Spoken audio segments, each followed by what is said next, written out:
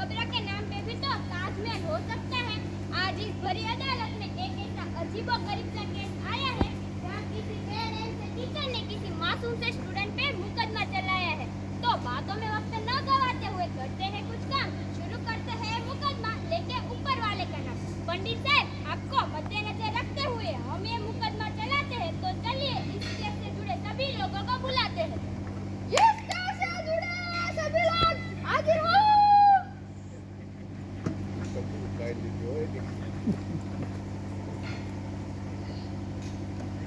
बबलू, अब तुम्हारी खैर नहीं, तुम पे मुसीबतों के बादल छाने वाले हैं। वकील साहिबा, पहले तो बताइए कि जज साहब कब आने वाले हैं? लगता है आप किसी घटिया स्कूल के मास्टर जी हैं।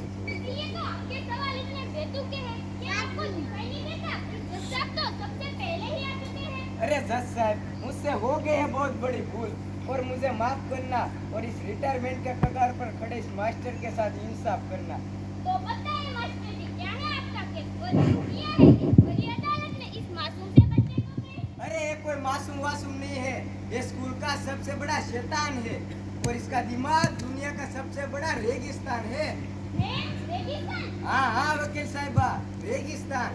इसका दिमाग तो इतना बड़ा रेगिस्तान है, इसमें नहीं खिलता कोई विद्या का फूल और इसको स्कूल में भर्ती करके हमसे हो गए है बहुत बड़ी भूल। और इसका और शरारतों का ऐसा हुआ है मेल, इस बड़े बदमाश बबलू पूरे स्कूल में अकेला हुआ है फेल। तो बताओ बबलू, मास्टर जी जो कह रहे हैं क्या वो सही है? इस बार पूरे स्कूल में जो एक ही बच्चा फेल हुआ है, क्या वो तू ही है? हाँ जज साहब, वो मैं ही हूँ जो पूरे स्कूल में अकेला हुआ हूँ फेल। ये सब तो मेरी किस्मत का है क्या? ऐसा नहीं कि मैं पढ़ता नहीं, विद्या की सीधी चर्चा नहीं। एक बार घर में पाते एक आंख, मैंने टन का डाल चाल। हमारे पूरे बंदर थे, हमारे पूरे बंदर थे, हमारे पूरे बंदर थे। और जब मैं रट रहा था तब पिताजी अंदर थे, वे आए और चिल्लाए, ये क्या बकता है हरामखोर? पूरों को बंदर कहता है। सोचा था पढ़ेगा लिखेगा, बाप दादा का नाम रोशन करेगा। नाम रोशन करना तो रहा दूर, तू तो न बता रहा लंगूर। पिताजी ने ठीक क्या किया, मैंने दादी साहब को याद किया। आप तो सबसे मशहूर, मेरी जान को मुसीबत करके मैं क्या करूं जज साहब? बंदर को पूरा मानूं तो घर में पिटाए, ना मानूं तो स्कूल में सुनाए। फिर मैंने सोचा कि सबकी राय ली जाए तो नतीजे पर पहुंचा जाए। मैंने पूछा अपने पड़ोस में एक अंकल से, क्या हमारे पूरे बंदर थे? हमारा है, हमारा तो रबारी होता है। आप ही बताए जज साहब, क्या करें? समुद्र जितना सिलावट है, नदी जितना पढ़ पाते हैं, बाल्टी जितना याद होता है, गिलास को लिख पाते हैं, चूल्हों पर नंबर आते हैं और उसमें डूबकर मर जाते हैं। एक और इल्जाम मास्टर जी ने बबलू पर लगाया है कि स्कूल का ये मशहूर किस्सा सरेआम में बबलू की हुई मास्टर से लड़ाई, मास्टर ने की बबलू की पिटाई। बबलू का हुआ गरम खून, गया कब्रिस्तान और मास्टर जी की फोटो टांगकर लिखिए कमिंग सून। कैसे हमारा में करता भी क्या जज साहब? मेरी टूटी फूटी किस्मत इनके हाथ में थी, अगर पास कर देते तो क्या बात थी? किताबें तो सारी तेरे पास थी, थोड़ा पढ़ लेता तो क्या बात थी। एक और इल्जाम मास्टर जी ने बबलू पर लगाया है कि बबलू पिछले 10 दिन से लगातार स्कूल ही नहीं आया। जज साहब, पूरी स्कूल को पता है कि उस दिन मैं कमजोरी के कारण गिर गया था, क्योंकि मैं बहुत ही तेज बर्ड में गिर गया था।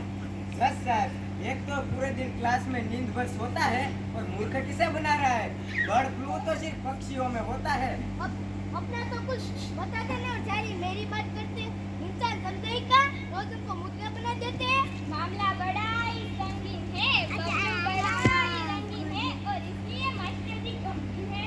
जब हम तुम्हारे जितने थे तब हम भी शरारतों के सरदार थे, जब लेकिन पढ़ाई लिखाई की बात आती तो क्लास में सबसे होनहार थे। हो सकता है मास्टर जी आपके पास में अव्वल नंबर आते होंगे, क्योंकि आपको कोई ढंग के मास्टर पढ़ाते होंगे। देखिए जज साहब, देखिए इसकी यही बातें हमें भाती नहीं, क्योंकि पढ़ाई लिखाई और अक्ल की बातें इसे आती नहीं।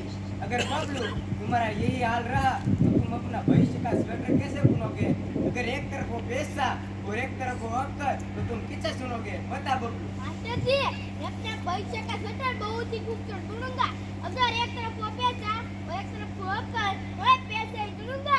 बस बात सिखाता हूँ। अगर मैं तुम्हारे जगह होता तो पैसा नहीं अक्ल चुनता। मास्टर जी, बबलू अपने मन की सुनता है, जो चीज जिसके पास नहीं होती है वही सुनता है। बबलू मास्टर जी, बबलू बेचारा बच्चा है, कोई हैरान नहीं, ये सब आपको शोभा नहीं देता है। ये अदालत है, आपने कुछ हैरान नहीं। देखिए जज साहब, आपके सामने हुआ जो खेल, इसलिए बदमाश बबलू पूरे स्कूल में अकेला हुआ है खेल। बबलू, तुम इस विषयता को गंभीरता से क्यों नहीं लेते? और एक बात बताओ, तुम पढ़ाई लिखाई में ध्यान क्यों नहीं देते? मैं क्या करूं जज साहब, ये पढ़ाई लिखाई की बातें कुछ में समझ में ही नहीं आती है।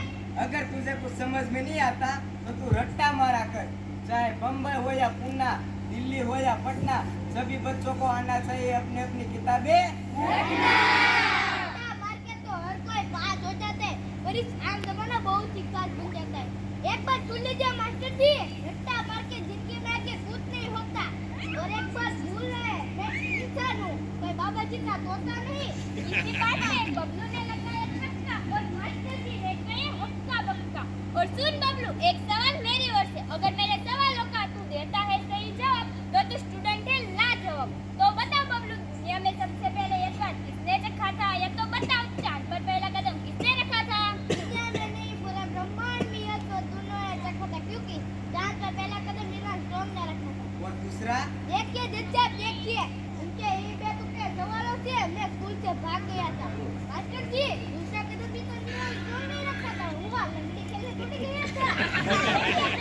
इससे तो यही साबित होता है कि खराबी इस लड़के में नहीं, खराबी पूरी इस शिष्य नाली में है। जो फूल बेचारा अभी खिला है, तभी उस पर शिष्य का भयंकर बादल गिर जाते हैं। और बबलू जैसा बच्चा कमजोरी के कारण स्कूल में ही गिर जाता है। अरे ओ वकील साहिबा, दूर किनारे बैठे बैठे बक बक करने में कुछ भलाई नहीं है।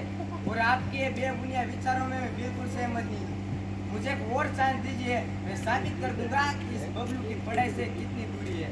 तो बता बबलू, जिंदा रहने के लिए क्या जरूरी है? पता नहीं मास्टर जी, ये सवाल के लिए आपने मुझे क्यों चुना? लगता आपने मुझे गाना नहीं सुना कि जिंदा रहने के लिए तेरी मुलाकात जरूरी है। बबलू, तेरी इन्हीं हरकतों से हम शर्मिंदा हैं, पता नहीं है सुन के भी हम कैसे जीते।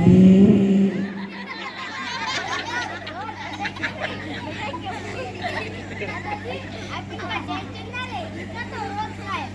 अरे जज साहब, हम तो आम आदमी हैं, अपना पेट काट काट बच्चों को बढ़ाते हैं। फिक्र परेशानी का कारण है, कभी हमने पर पर इसलिए अपने बच्चे को बढ़ाते हैं। बापूजी, आप इनकी बातों का टेंशन ना ले, इनसे तो स्कूल का हर एक बच्चा परेशान है। पढ़ाई करने से मैं ये भूखे, ताकि ना बच्चे भी इंसान है। नारायण, तूने तो मेरे खानदान की नाक ही कटा दी, तुझे एक भी सवाल आता है? और शर्मा जी को लड़का देखा, हर साल नंबर आता है। ये भगवान, इतना 10 बार शर्मा जी का लड़के का करने मुझे क्यों दिया जाता है? दादाजी, बापूजी, राजा शर्मा जी के लड़के को आपने पहले ही देख लिया होता तो मुझे पैदा ना करके उसे ही गोद ले लेते। मुन्ना, देखिए कम्बा क्या बक रहा है? बापूजी, आप साथ रहे, हमको पेट की बीमारी है। शांत कैसे रहो बेटा, हमारी इज्जत दांव में लगी है। नालायक, बुढ़े जैसे बोल रहा है, तेरी बातें सबको खींचती है, लेकिन तेरी ज़बान आखिर तेज चलती है। मैं तो कहता ही हूँ, इस दुनिया में है ना, मेरी सबसे बड़ी भूल है। बदमाश शैतान, बुढ़े जैसे बोल रहा था। देखिए जज साहब, इस मासूम से बच्चे को खेलने कूदने की उम्र में कितना कुछ झेलना पड़ता है। रंग बिरंगी खिलौनों को छोड़कर मोटी मोटी किताबों से रटना पड़ता है। जब हमारी उम्र निकल जाती है तब हमें ये अफसोस होता है कि बचपन कितना कीमती होता है। ये तो इस अदालत में कई केस आए हैं, पर इस केस में मेरी एक ही विनती है कि इस जमाने में कुछ तो अच्छा रहने दिया जाए। इस बच्चों को थोड़ा खेलने दिया जाए। इस बच्चों को बस बच्चा ही रहने दिया जाए। इस